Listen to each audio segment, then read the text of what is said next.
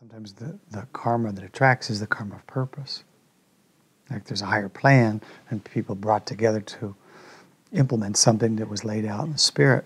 Maybe they all agreed to come in as part of that implementation.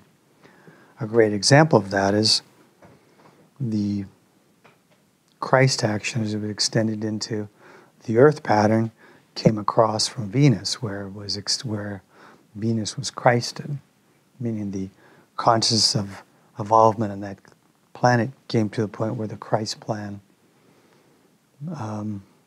became the predominant mode, and the Luciferian action was, I want to say eliminated, but I don't know if it was totally, but let's say along those lines. Eliminated as, I have to ask about that. It's pretty close. Let's say as a major mode of how karma was done.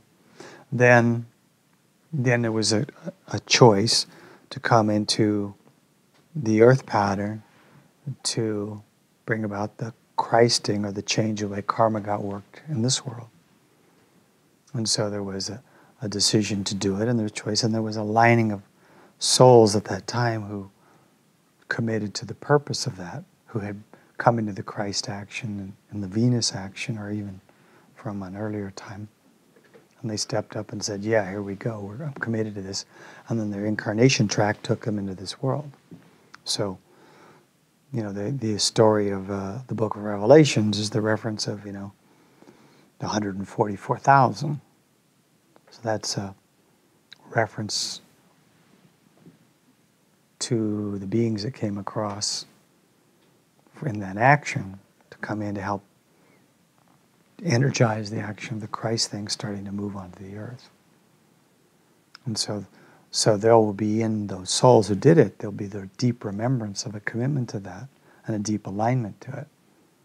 See what they say in the book of Revelation, say, and the Lamb will know his own, and they will have their, it's like his name will be written on their foreheads.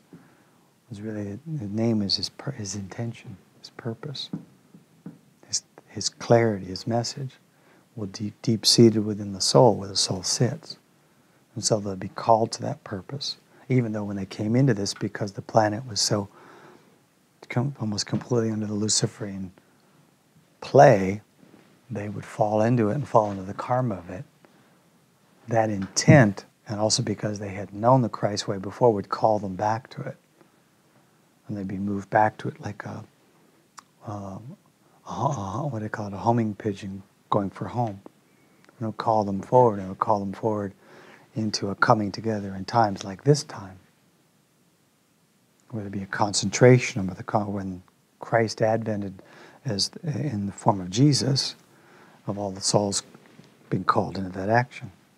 Why? Because something in them would hear the call. And so that's a karma. That's a doing. So there are those quote, karma, or those actions that have spiritual purpose and empowerment.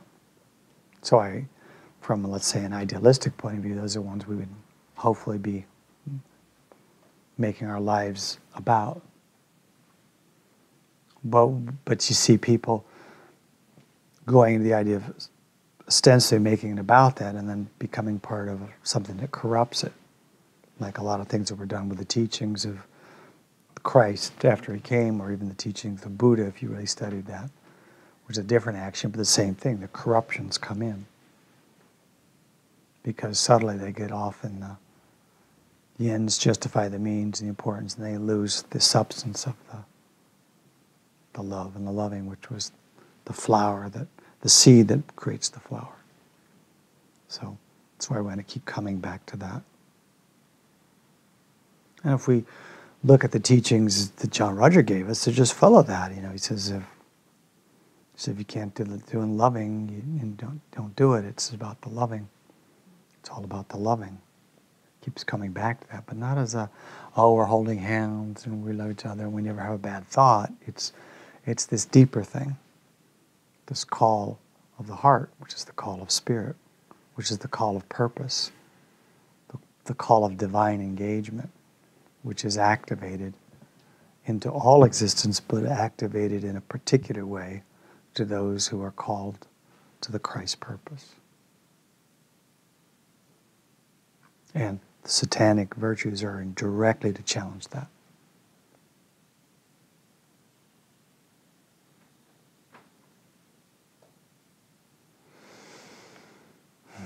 Okay.